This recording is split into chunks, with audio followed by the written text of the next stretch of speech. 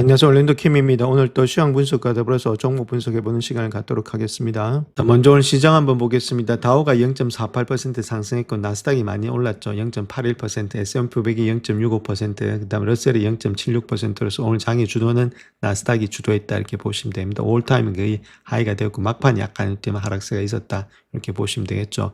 자, 결론적으로 봐서 일단 대부분의 판결이 안 나왔다는 것들, 자, 아무래도 판결이 아무래도 2주 정도 유예가 됐다는 것들, 그와 더불어서 실업률이 좀 내려갔다는 것들, 이 두 가지가 작용되면서 주가 자체가 거의다가 큰 폭으로 상승되었고, 특별히 나스닥이 주도되면서 주가가 많이 올라갔다. 그렇게 말씀을 드리겠습니다. 자, 오늘 시장을 한번 볼 것 같으면 아무래도 금융주 있죠. 이런 것들이 좀 많이 빠졌고, 그 다음에 헬스케어가 좀 빠졌죠. 자, 이렇게 빠졌던 이유는 뭐 다른 것보다는 아무래도 많이 올라왔던 데 따른 좀 차익 매물이 나타났다. 즉 말해서 다우가 조금 쉬었고, 자, 나머지 일단 지금 나스닥이 좀 많이 갔던 그런 하루였다. 그럼에도 불구하고 테크주 자체가 막 그렇게 많이 올랐다 이렇게 보기는 힘든 모양이었습니다. 브로드컴이 좀 많이 올랐고, 마이크론 테크놀로지 이런 것들이 좀 올랐고, 오라클이 오래간만에 좀 반등을 했다 이렇게 보시면 되겠죠.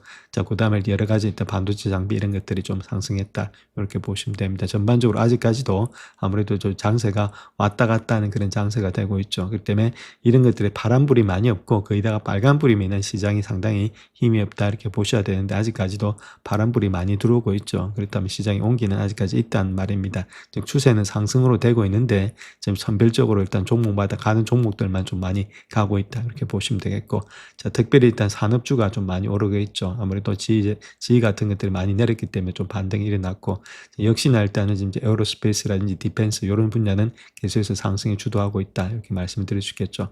그 다음 디펜스 이쪽도 좀 상승이 됐다. 그래서 소비재라든지 이런 쪽은 계속해서 매기가 돌고 있다. 이런 식으로 말씀을 드리겠습니다.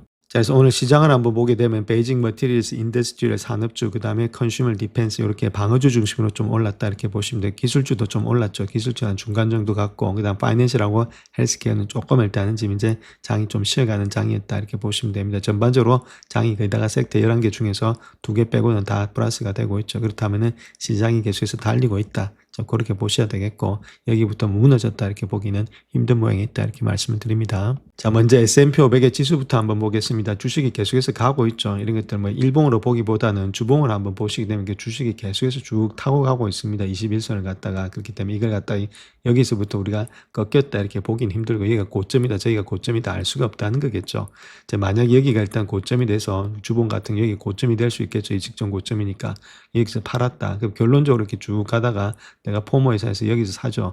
그때부터 또 빠지죠. 자, 그렇게 하지 마시고 우리가 고점을 갖다 정확하게 논하기는 힘든 모양이 있습니다. 주식이 가고 있을 때는 추세를 계속해서 따라가는 것이 정상이다 이렇게 보시면 되겠죠. 그 다음에 고점이 나올 때는 우리가 확인을 하고, 자, 그렇게 확인하고 매도하는 것이 정상입니다. 알 수가 없기 때문에 여기가 고점인지 여기가 고점인지 여기가 고점인지를 정확하게 알 수가 없습니다. 그럼 경제상황과 더불어서 다 판단을 해야 되기 때문에 아직까지는 그런 모습은 나타나지 않고 있죠. 그렇기 때문에 아직까지 여기가 고점이 돼서 털 필요는 없다는 겁니다. 들고 가는 것이 중요하겠지. 그렇게 보시면서 계속해서 들고 가자. 이렇게 말씀드리시겠고, 다우는 또 사상 최고치를 경신하면서 가고 있죠. 그래서 다우가 지금 이제 가장 크게 상승 추세에 있다 이렇게 말씀드립니다. 자, 그 다음에 일단 나스닥인지 나스닥 100이 일단은 상승 추세에 있고, 러셀도 상당히 많이 올라가고 있죠. 아직까지 뭐 직전 고점을 돌파하면서 이제 가고 있는데 뭐 다른 것들은 벌써 직전 고점을 돌파한 지 오래되고 있죠. 그런 가운데이기 때문에 자, 지금 이제 나스닥보다는 다우하고 지금 이제 러셀이 좀 많이 갔고, 오늘 장은 좀 나스닥이 많이 달렸던 하루였다 이렇게 말씀드립니다. 자, 그 다음 또 10년물 금리도 뭐 큰 폭으로 뭐 상승이나 하락은 없었습니다. 0.1% 정도 하락이 있었다. 저렇게 보시면 되겠고, 빅스 지수는 많이 하락되면서 15까지 올라왔던 것이 한 6%나 하락되면서 장이 상당히 좋은 모양으로 바뀌었다 이렇게 보시면 되겠죠. 그래서 전반적으로 장세가 좋은 모양이 있다 이렇게 말씀드립니다. 자, 오늘 여러 가지 지표들이 많이 발표됐는데 그거 한번 보겠습니다. 지금 이제 평균 임금이 있죠. 이건 0.3에서 0.3으로서 거의 얼마 변함이 없었다. 저렇게 보시면 되겠고, 그 다음 가장 중요한 것이 난판 페이롤 있죠. 요거 자체가 아무래도 6만 6천을 예측했는데 5만으로서 많이 내려갔다는 겁니다. 저번에도 5만 6천이었는데 그 고용은 별로 안 좋았다 이렇게 보시면 되겠고, 자, 프라이빗 난판 페이롤 역시도 개인적인 것도 6만 4천 예측했는데 3만 7천에서 안 좋았죠. 자, 고용은 안 좋으니까 금리를 내릴 수가 있는데 실업률 있죠. 실업률 자체가 4.5에서 4.4로서 좀 많이 내려갔다는 겁니다. 실업률이 내려가니까 아무래도 금리를 내릴 가능성은 없겠죠. 그러니까 고용보다는 아무래도 지금 볼 수 있는 것이 실업률이 이건 좀 왜곡될 가능성이 많았기 때문에 거기다가 이렇게 나타나는 이유는 지금 이제 파이를 하지 않고 있죠. 해고를 하지 않고 있으니까 실업률이 그렇게 내려가지는 않고 있다. 그렇게 보시면 되겠습니다. 또한 트럼프가 트루소셜에서 날렸던 내용을 한번 보시게 되면 개인적인 일단 지금 섹터 쪽에서 잡은 좀 많이 늘어났습니다. 65만 4천 건으로 늘어났는데 아무래도 가버먼트 잡 자체는 18만 1천 건으로 내려갔죠. 그러니까 자기들은 좀 많이 경비를 줄이고 있다. 뭐 이런 식으로 이야기하면서 경비 줄인 데 따른 지금 고용이 좀 하향됐던 데 따른 이유가 아무래도 이런 데 있지 않나. 그런 식으로도 이야기를 하고 있습니다. 그래서 결론적으로 봤을 때 민간 부문의 고용주들 자체는 월 평균에 6만 1천 개 정도의 일자리를 추가했는데 이는 경기의 침체가 아니었던 경제에서 이른바 고용 없는 회복 시기였던 2003년 이후에 가장 낮은 민간 부문의 고용의 증가 속도가 되고 있다. 고용을 하지 않고 있다는 이야기겠죠. 고용은 하지 않고 있는데 아무래도 실업률이 낮다는 이야기는 결론적으로 사람도 해고를 하지 않고 있다. 그 이야기가 되겠죠. 그런 것들이 이제 no hire, no fire이다. 그렇게 말을 하고 있습니다.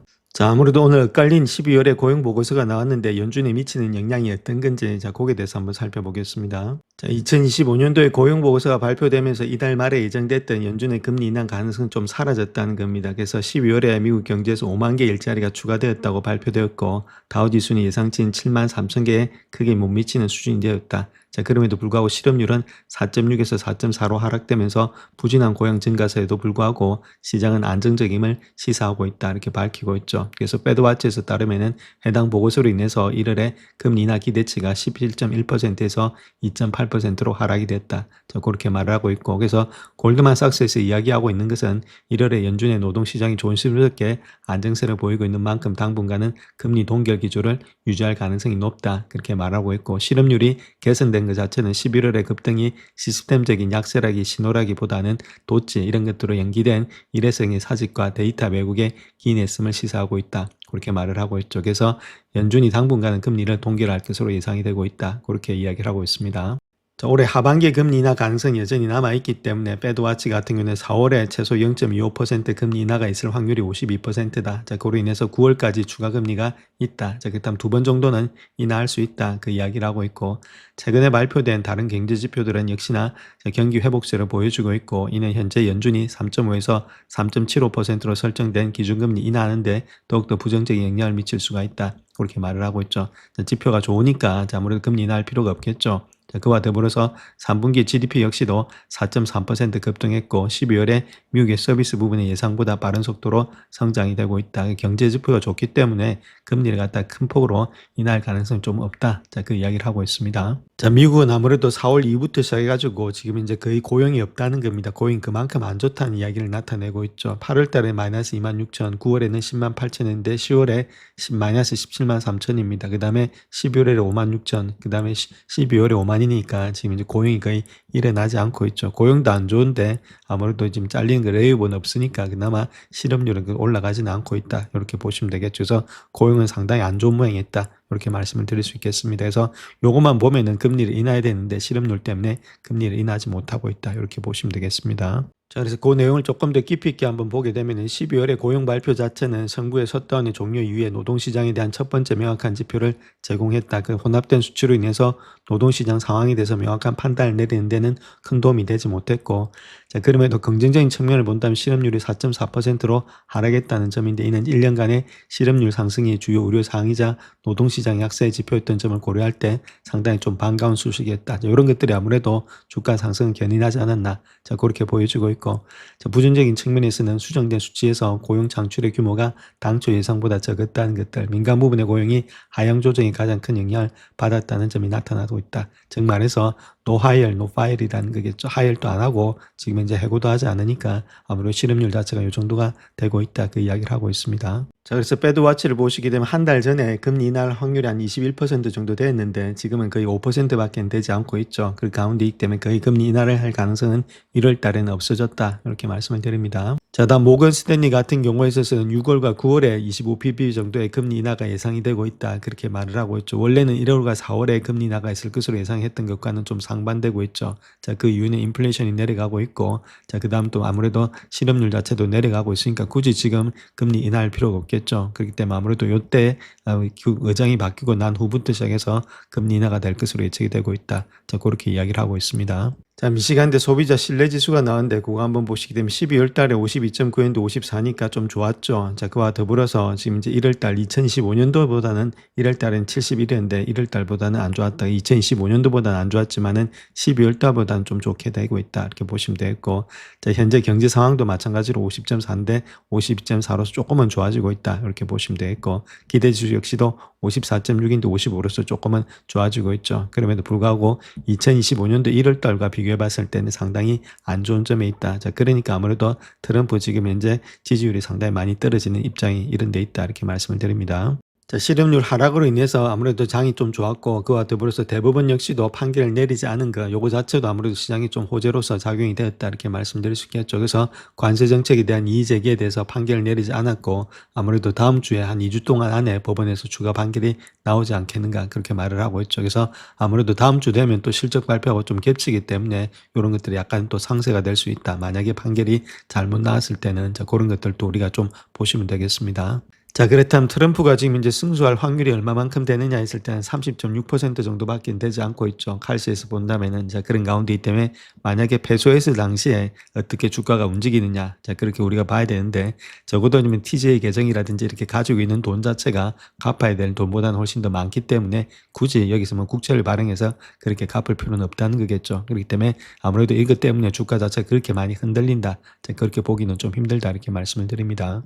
자, 그 다음 또 다음 주부터는 실적 발표가 실제적으로 시작이 됩니다. 월요일부터 시작해가지고 먼데이부터 델타부터 시작해가지고 넷플릭스 이런 회사들 있죠. CD도 있고 은행주들 전반적으로 걸쳐서 IBM부터 시작해가지고 전부 다 실적 발표가 있다. 알파벳이라든지 암도 이런 것들을 한번 체킹해 보시고 AMD라든지 이런 것들이 다 있기 때문에 아무래도 다음 주는 또 실적 장세가 될 것으로 예측이 되고 있습니다. 자, 그렇다면 다음 주부터 시작되는 실적 발표 시즌에 있어서 투자자들의 중요한 시점이 되고 있는데 어떤 일들이 기다리고 있는지 자, 거기에 대해서 한번 살펴보겠습니다. 물론 실적 발표를 통해서 아무래도 강세장의 확대 추세는 더욱더 공고히 될 것으로 예측은 되고 있다. 자, 그렇게 말을 하고 있죠. 자, 그럼에도 불구하고 올해 시장 자체가 좀 다른 양상을 보이고 있다는 겁니다. 순환매도 많이 늘어나고 있고, 자, 그런 가운데 있기 때문에 예측은 일단 2010년도 역시도 두 자리 숫자의 상승률 예상은 하고 있는데 아무래도 변동성이 좀 심하게 왔다 갔다 하지 않겠는가. 자, 그렇게 보여주고 있죠. 즉 말해서 투자자들이 기술주에서 자금을 빼내서 소재라든지 에너지 같은 경기 순환업종으로 옮기면서 시장이 움직이면 다소 좀 주춤해지고 있고 가치주가 성장주보다 좋은 성과를 보이고 있다가 소형주가 대형주보다 높은 수익률을 기록하고 있다. 약간의 순환매가 돌고 있는데 자, 과연 실적 발표를 통해서 나스닥으로 다시금 자금이 돌아가느냐. 자, 그걸 우리가 한번 봐야 된다. 그 이야기를 하고 있습니다. 자, 그래서 특별히 웰스파고 같은 경우는 옵션 시장에서 4분기 실적 발표에 따른 평균 5.1%의 변동이 반영된 반면에 S&P 500 지수의 예상 변동폭은 3.9%에 불과하다. 자, 그러니까 지금 현재 시장 자체에서 왔다 갔다 하는 변동폭이 많은 것은 개별 종목이지 지수가 아니라는 거죠. 지수는 변동폭이 많이 없다. 자, 그 이야기를 하고 있고, 자, 그렇기 때문에 변동성은 차별화된 관점을 가진 투자자들에게는 기회가 될 수 있다. 그렇게 말을 하고 있죠. 그렇기 때문에 또 한 번의 큰 폭의 시장 변동이 예상되는 시기다. 자, 그렇게 말을 하고 있습니다. 그래서 초과 수익을 창출할 수 있는 기회도 될 수 있다. 그렇게 말을 하고 있습니다. 그래서 결론적으로 개별 종목은 아무래도 변동이 좀 심할 가능성이 상당히 많이 있다. 자, 그렇게 보시면 되겠습니다. 자, 그 다음 또 다른 선수들 입장에서는 시장에서 제대로 주목받지 못한 저평가된 그리고 우수한 경영진, 탄탄한 성장의 잠재력 이런 것들의 고품질을 가진 기업들을 찾고 있다 이렇게 말하고 있죠. 그래서 저평가된 성장주를 찾아야 되는데 그것이 넷플릭스라든지 스포티파이가 되지 않겠는가. 연초 대비해서 5% 하락했고 52주 최고가 대비해서도 한 30% 떨어져 있는 상태다. 상당히 많이 저평가되어 있다는 이야기가 되겠죠. 그래서 사업에 대한 노력을 기울이고 있고 시장이 불안정한 시점에 진입한다면은 언젠가는 시장이 안정화될 것이다. 자, 그럴 때가 아무래도 주가가 올라갈 가능성이 많이 있다. 자, 그렇게 이야기를 하고 있죠. 자, 금융주에 관해서는 아무래도 이때까지 올라갔던 것들이 많이 했죠. 많이 올라왔기 때문에 이번 실적 발표로 인해서 추가 수익을 일단 지금 이제 달성할 가능성 조금은 적지 않겠는가 그렇게 보여지고 있습니다. 그래서 많이 올라왔기 때문에 실적 때 약간 일단 좀 주춤할 수 있다. 자, 그 이야기를 하고 있습니다. 자, 그럼에도 불구하고 은행주는 아무래도 낮은 차입 비용, 재정 부양책 그리고 인수 합병들이 활발하기 때문에 2010년도에 금융시장 전망을 밝게 해준다는 점에서 은행에 대한 확신을 유지하고 있다. 그렇게 말을 하고 있죠. 그래서 소문에 사서 뉴스에 파는 식의 상황이 발생할 수도 있겠지만은 중요한 것은 뉴스에 팔아야 할 만한 사건이 발생한 후에 매수할 거다. 이렇게 말을 하고 있습니다. 그래서 은행주도 장기적으로 보면 아무래도 올해 지금 중반기라든지 상반기까지는 좋을 가능성이 상당히 많이 있다. 이렇게 말씀을 드립니다. 자, 그다음 또 거시적인 측면에서 본다면 관세로 인한 인플레이션의 압력이 완화되고 있고 주택이라든지 서비스 물가 상승률이 둔화되기 시작되면서 인플레이션이 중앙은행 목표치인 2%를 향해서 계속 완화될 가능성이 많이 있다. 그렇게 말을 하고 있고 2010년도까지 인플레이션 압력이 전반적으로 완화되는 추세를 보일 것으로 예상이 되고 있다. 그렇게 말을 하고 있죠. 기업들이 높은 기업 가치를 정당화하려면 다가오는 실적 발표 시즌이 관건이 될 수가 있는데 특별히 대형기술 기업들이 산업재, 금융 부분의 성장과 실적 개선을 주도하면서 미국 기업들의 실적이 계속해서 강세를 보일 것으로 예상이 되고 있다. 좀 그렇게 말을 하고 있고 특별히 기업들이 예상치를 뛰어넘는 실적을 낼 것으로 예상을 하면서도 실적 전망치가 현재 수준을 유지해야 된다. 그렇게 이야기를 하고 있죠.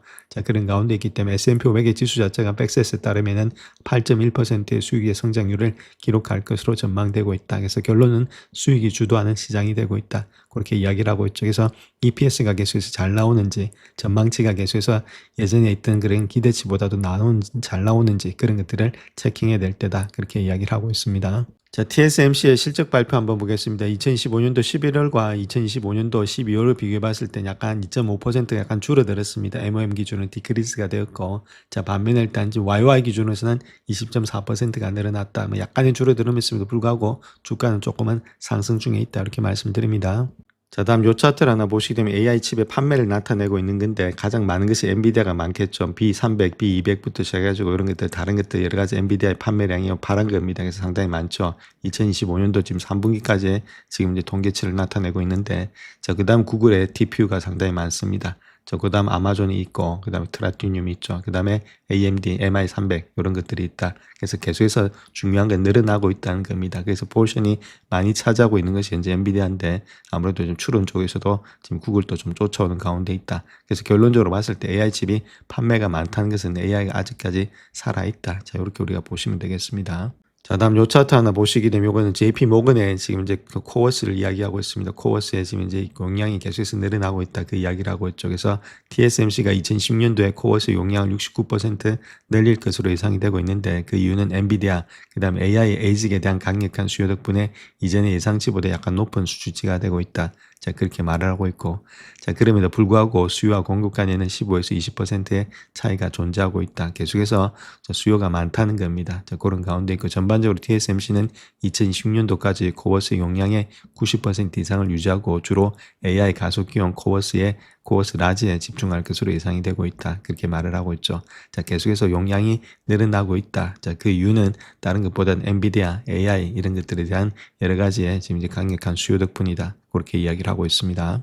자, 특별히 AI의 지금 인재 집중도를 한번 보겠습니다. 인재가 가장 많은 것은 차이나가 48.68%로서 거의 50%를 차지하면서 인재가 차이나 쪽에 그만큼 많다는 겁니다. 그 다음에 미국이 35.4%, 한국 같은 1.61% 정도 차지하고 있다 이렇게 보시면 되겠죠. 자, 그런 가운데 있기 때문에 월등하다는 거겠죠. 자, 그러니까 아무래도 지금 미국이 중국을 갖다 계속해서 견제를 하고 있다. 그렇게 밝히고 있습니다. 자, 다음 요 차트를 하나 보시게 되면 기업에 일단 캐펙스 지출이 있죠. 그러니까 자본 지출이 그만큼 많다는 겁니다. 자, 이 브로드밴드 있죠. 요 캐펙스 2000년도에 자, 광대역 깔 때, 인터넷 광 깔 때, 그때 말고는 다른 프로젝트를 다 합한 거하고 거의 비슷한 모양이 있다. 그만큼 캐펙스 투자가 많다는 겁니다. GDP 한 1.9%까지 투자가 돼 있는 상태에 있다. 자, 그렇기 때문에 이게 시대를 완전히 바꾸고 있다는 겁니다. 그만큼 기업들이 여기 투자하는 이유는 이때까지 왔던 다른 프로젝트보다도 훨씬 더 큰 상태에 있다. 근데 인터넷보다도 더 많은 그런 지금 투자를 하고 있다는 거겠죠. 세상을 바꾸고 있다는 겁니다. 그래서 아직까지는 AI에 우리가 집중을 해야 된다 이렇게 말씀을 드립니다. 자, 다음 요 차트를 하나 보시게 되면 2025년도 12월 기준으로 해서 전 세계 웹사이트에 있어서 YY 기준에서 성장률 있죠. 탑10의 성장률이 어떻게 되고 있느냐. 자, 그렇게 했을 때 가장 많이 가는 것은 역시나 챗GPT가 적어도 39.68%로서 가장 많이 일단 형성되고 있고, 자, 그 다음에 인스타그램이 되고 있다. 12.99%. 그 다음에 레딧 역시도 상당히 많죠. 그러니까 우리도 투자 자체도 레딧도 일단 한번 투자의 관점에서 생각해 봐야 될 때다. 이렇게 말씀을 드립니다. 자, 다음 요 차트는 미국의 가계 부채를 나타내고 있는데 부채가 상당히 심각하죠. 자기가 번 돈의 한 30%를 갖다가 부채 상황에 쓰고 있다는 겁니다. 자, 그 중에서도 10%가 아무래도 이자로 지급되고 있다는 거겠죠. 그러니까 이런 것들이 소비를 갖다가 계속해서 어느 정도 누르고 있다는 겁니다. 그래서 그 소비들이 만약에 진작되지 못하는 이유가 이런 데 있다 이렇게 보시면 되겠죠. 가계 부채 요거는 조금 상당히 내관이 될 수도 있다. 그래서 이런 것들을 줄이기 위해서 트럼프 입장에서는 아무래도 이자를 갖다 계속해서 내려야 되는 그런 입장이 있겠죠. 자, 그런 것들. 두 번째는 일단은 또 돈을 풀 가능성도 많이 있다. 자, 그렇게 우리가 또 보실 수가 있겠습니다. 자, 다음 요 차트를 보시게 되면 아무래도 미국인들이 소비를 나타내고 있는데 요번에도 257.8빌리언에서 저번에 241.4빌리언보다 늘어나고 있죠. 소비는 계속해서 늘어나고 있다는 겁니다. 물론 증가율이 8.6에서 6.8로 약간 떨어졌지만은 그래도 계속해서 일단은 미국인들은 소비를 하고 있다. 돈을 빌려서 소비를 하고 있다는 이야기가 되겠죠. 요거 자체가 아무래도 선결제, 선구매, 후불제라 해서 계속해서 후불을 하면서 돈을 빌려서 결제하는 그런 시스템을 가지고 있다. 그래서 소비가 줄어들진 않고 있다. 이렇게 밝히고 있습니다. 자, 다음 번스타인이 브로드컴에 대해서 이야기하고 있는 내용인데 시장 수익률을 상회를 주겠고 475달러 목표가를 주겠다. 그렇게 말을 하고 있죠. 그러니까 이번 회의를 통해서 번스타인이 이번에 했던 경영진과의 회의를 했다는 거겠죠. 자, 그로 인해서 이야기를 해봤더니 결론적으로 봐서는 에이직 시장에서 1위 자리를 갖다 잃을 가능성이 낮다. 그 이야기를 하고 있습니다. 계속해서 1위를 고수할 수 있는 것이 브로드컴이다. 자, 그렇게 이야기를 하고 있고. 자, 브로드컴의 XPU 로드맵, 그 다음에 사업과 관련된 기술적 규모전, 공급 만족 이점이 상당히 좋은 모양이 있었다. 그렇게 말을 하고 있죠. 또한 엔비디아의 속도를 따라잡을 수 있는 기업은 없는데, 자, 브로드컴은 엔비디아가 AI 분야 혁신의 속도를 주도하고 있다는 점을 인정하지만은 이 점이 바로 일단 브로드컴의 강점이다. 그렇게 말을 하고 있습니다. 즉 말해서 다른 것보다는 지금 여러 가지 기술 혁신을 통해서 XPU 고객들이 로드맵의 궤적을 따라갈 수 있도록 지원할 수 있는 유일한 기업이 지금 브로드컴이다. 그 이야기를 하고 있죠. 그래서 충분히 아직까지도 브로드컴 자체가 에이직 분야에서는 선두를 달리고 있다. 그 이야기를 하고 있습니다. 자, 다음 뱅크 오브 아메리카는 극단적인 투자 심리 지표들이 모두 매도를 경고하고 있다 이렇게 밝히고 있죠. 그렇다면 이 사람들이 왜 이렇게 항상 일단 이번에 S&P 500 지수 2026년도도 한 7,300밖에 안 보고 있는데 자, 그렇게 보는 견해가 어떤 건지 자, 그런 거 알아보고 틀린 거 있다면 우리하고 또 견해를 한번 비교도 해봐야 되겠죠. 그런 것들을 체킹하셔야 된다 이렇게 말씀드립니다. 자, 그렇다면 어떤 지표들이 지금 이제 하락세를 나타내는지 한번 봐야 되는데 뱅크 오브 아메리카의 강세장 약세는 지표가 8.9%까지 상승해서 매도 영역에 진입했다 그렇게 말하고 있고 또 현금 비중 자체가 3.3%로 나타나서 역사적인 경고 신호를 나타내고 있다. 자, 이런 것들이 아무래도 상승 가능성보다는 좀 하락 가능성이 더 커지고 있다. 그런 식으로 이야기를 하고 있습니다. 자, 그럼에도 불구하고 거시경제 환경이 일반적인 역발상 투자 전략을 좀 복잡하게 만들고 있다. 그렇게 말을 하고 있고 연준은 금리를 인상하는 대신에 인하하고 있고 국채 매입을 통해서 양적 완화를 재개하고 있다. 돈을 계속해서 풀고 있다. 그 이야기를 하고 있죠. 자, 모두 다가 호황을 예상하고 있지만 연준은 금리를 인상하는 대신에 인하하고 있고 국채 매입을 위해서 양적 완화를 또 재개하고 있다. 트럼프 같은 경우는 주택담보증권의 매입을 위해서 양적 완화를 시작할 것이다. 그렇게 말하고 있죠. 돈을 계속해서 푼다는 이야기입니다. 지표는 지금 안 좋은데 자, 그럼에도 불구하고 계속해서 유동성이 이제 뒷받침되니까 주가가 그렇게 내려가진 않는다. 자, 그런 이야기를 하고 있습니다. 자, 다음 퀀트적인 분석인데 역사를 보면은 다음 주에 실적을 발표하는 기업들이 대체로 예상치를 상회하는 경향이 있다. 그렇게 말하고 있는데 그 내용에 대해서 한번 살펴보겠습니다. 자, 그래서 일단 지금 중요한 기업들을 한번 보겠습니다. 이런 기업들은 EPS를 갖다가 레이트가 비트를 했다는 거겠죠. 한 69%저 비트를 하고 있는데 그것이 델타도 일단 상당히 좋게 보고 있고 그다음 모건 스탠리도 한 80% 비트를 할 가능성이 있다. 그다음에 TSMC 있죠. 이것도 마찬가지로 72% 비트할 가능성이 있겠고 그 다음 중요한 기업들만 보겠습니다. JP모건도 82% 이렇게 말씀드릴 수 있겠죠. 그 다음 뉴욕 멜론 이런 데도 마찬가지 65% 골드만삭스도 86% 정도 상승한다 해서 보통 보면 일단 은행주들은 거의 다 상승한다는 거죠. 시디그룹도 78%, PNC 77%, 뱅크 오브 아메리카 80%, 스트레이트 75% 이런 식으로 해서 거기다가 EPS를 비트할 가능성이 많이 있기 때문에 주가의 상승성이 계속해서 될 수 있다 이렇게 말씀을 드립니다. 그래서 델타 항공 역시도 다음 주에 실적 발표하는데 69% 확률로 일단 EPS를 상회할 때는 아무래도 평균 1.6%의 주가 상승률을 보이고 있다는 겁니다. 그와 더불어서 골드만삭스 역시도 매수 등급을 재확인하고 있다. 그렇게 말을 하고 있고, 그래서 4분기의 주당 순이익이 1.48달러로서 백셋의 컨센서스인 1.57달러보다는 좀 낮을 것으로 예상하고 있지만 주가는 만약에 이렇게 했을 때는 좀 상승이 될 가능성이 있다. 그렇게 말을 하고 있고, 특별히 전망은 변함이 없지만 수요 환경이 지속적으로 개선되고 있다. 미국의 정부 셧다운의 일회성의 영향을 제외한다면은 거시경제라든지 지정학적 불확실성이 고조되어서 항공여행 수요가 감소했던 2025년도 4월 이전의 목표 주가 배수 수준으로 회복이 될 것으로 예측이 되고 있다. 그래서 68달러에서 77달러로 상향 조정한다. 그렇게 말을 하고 있죠. 자, 그런 가운데 있기 때문에 여행이 아무래도 수요도 좋은데다가 델타 항공 이렇게 기름값이 떨어지면은 자연적으로 고정비가 줄어들기 때문에 주가는 더 많이 상승할 가능성이 많이 있습니다. 자, 그러니까 아무래도 항공주 이런 것들은 아무래도 상반기까지는 좋지 않겠나 그렇게 보여집니다. 자, 반면에 뱅크 오브 아메리카 한번 보겠습니다. 여기도 마찬가지로 실적 발표에서 한 80%의 확률로 시장 예상치를 상회하고 있는데, 그럼에도 불구하고 그렇게 했을 때 실적 발표는 다음날 주가 0.6%또 하락할 가능성도 있다. 그렇게 말을 하고 있죠. 자, 그럼에도 불구하고 SSBC는 목표 주가를 갖다 45달러에서 50달러로 상향 조정한다. 그렇게 말을 하고 있습니다. 특별히 최근에 주가 하락은 매력적인 수익이라든지 수익성 전망을 가진 시장 선도 기업에서 밸류에이션 자체가 상당히 좋은 그런 기회를 제공하고 있다. 그래서 충분히 주가 반등이 있다. 그렇게 이야기를 하고 있죠. 그래서 은행주 이런 것들도 상당히 우리가 좋게 봐야 된다. 이렇게 말씀을 드립니다. 자, 골드만삭스는 노인주택 붐과 관련해서 두 종목이 20% 이상 상승할 수 있다. 그렇게 전망하고 있고, 배당금 지급도 가능하다. 그런 식으로 이야기하고 있는데, 그 종목들에 대해서 한번 살펴보겠습니다. 그래서 골드만삭스는 급증하는 고령 인구의 수혜를 입을 두 개의 부동산 관련 주식에 대해서 큰 기회를 보고 있다. 이렇게 말하고 있죠. 아무래도 고령 인구가 계속해서 늘어나니까 그에 따른 비즈니스는 상승할 가능성이 많이 있다는 겁니다. 그래서 벤타스에 대해서 이야기하고 있는데, 포트폴리오에 노인주택 단지라든지 요양시설 그리고 의료 사무실 건물이 포함된 벤타스에 대해서 매수 등급을 주면서 94달러의 목표 주가를 제시하고 있다. 그렇게 이야기를 하고 있죠. 그래서 한 25%의 상승 여력이 있고, 또 오메가 헬스케어 인베스트에 대한 분석도 있는데, 주로 요양원, 그다음 노인 생활의 시설에 집중하고 있는 오메가 헬스케어에 대해서 매수 등급을 부여하고 있다. 목표 주가 54달러로서 21%의 상승 여력이 있다. 그렇게 말을 하고 있죠.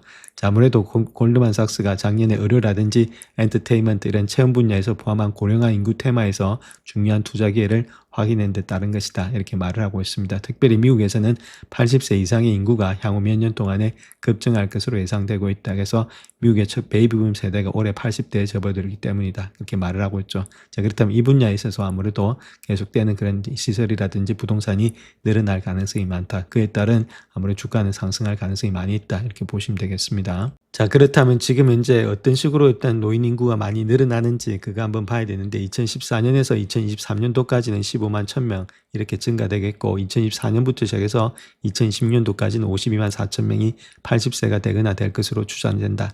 또한 2027년부터 시작해서 30년 사이에는 86만 8천 명에 이를 것으로 보여지고 있다. 기하급수적으로 계속해서 늘어난다는 이야기입니다. 그러니까 당연히 이쪽에 비즈니스가 잘 될 수밖에 없다. 그렇게 보시면 되겠죠. 또한 노인주택이라든지 전문 요양시설의 주요 사용자 수의 증가가 입주율의 증가를 뒷받침하고 있다. 그래서 2015년도의 최고치를 훨씬 웃도는 입주율을 끌어올리고 있다는 겁니다. 또한 OHR인지 VTR 이런 것들이 등장한 이후에는 최고의 수요 환경을 조성할 것으로 보여지고 있다. 요거 하나가 있고, 두 번째는 고령화 인구 증가에 대해서 가족 간병인 수가 또 감소되고 있다는 거겠죠. 그래서 노인들이 노인주택 시설로 이동하는 현상이 나타나고 있다. 그래서 신규 공급 부족으로 인해서 입주율이 사상 최고치를 경신할 수 있다. 그렇게 덧붙이고 있죠. 자, 그런 가운데 있다면 두 가지만 보더라도 아무래도 이쪽에 더욱더 많은 여러 가지의 지금 현재 비즈니스의 상승이 일어날 수가 있다. 이렇게 보시면 되겠습니다. 자, 그래서 벤타스의 노인주택 사업에 있어서 의미 있는 성장의 잠재력이 일어나고 있는데, 특별히 벤타스의 자사가 기존의 시니어 주택 운영자산의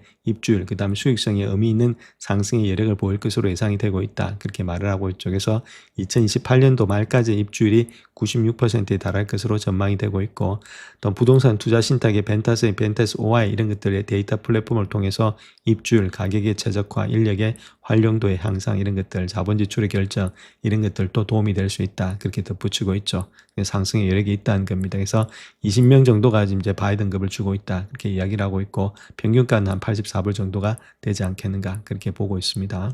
자, 벤타스는 또한 자본 투자를 지속하고 있고 지난해 20억 달러 이상의 인수합병을 완료했다. 그렇게 밝히고 있죠. 또 성장하는 시장의 고품질 자산에 집중하면서 최고의 현지 운영업체와 파트너십을 맺어서 포트폴리오 성과를 향상시키고 장기적인 가치 창출을 추진하는 등 인수합병에 있어서도 체계적인 접근 방식을 보여주고 있다. 좀 그렇게 말을 하고 있죠. 또한 탄탄한 재무 상태, 다양한 자본 조달, 수익성이 있는 기회를 발굴해서 아무래도 검증된 실적을 보유하고 있는 경험 많은 경영진을 갖추고 있다는 것들. 자, 이런 것들이 거의 다 박자가 잘 맞기 때문에 아무래도 상승의 여력은 있지 않나. 그렇게 보여주고 있습니다. 자, 그 다음 또 오메가 한번 보시게 되면 여기도 마찬가지로 헬스케어는 아무래도 포트폴리오 61%를 갖다 요양시설에, 그 다음에 39%는 임대구조를 통한 시니어 주택에 집중하고 있다. 그렇게 말을 하고 있고, 특별히 임차인이 임대료 외에도 필수적인 부동산 관리 비용을 지불해야 된다. 그렇게 말을 하고 있죠. 물론 코로나19 동안에 일단 타격은 입었지만은 오메가는 이러한 혼란을 갖다 극복해 왔다는 겁니다. 더욱이 기본적인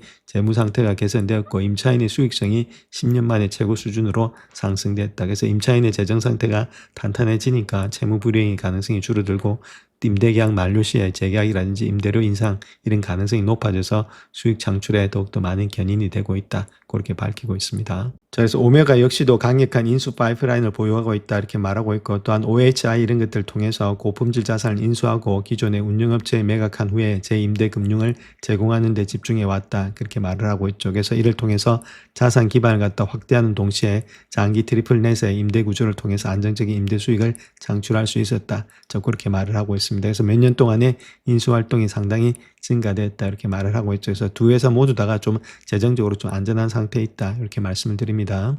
영상을 끝까지 시청해 주셔서 감사합니다. 영상이 도움이 되셨다면 구독과 좋아요 부탁드립니다. 감사합니다.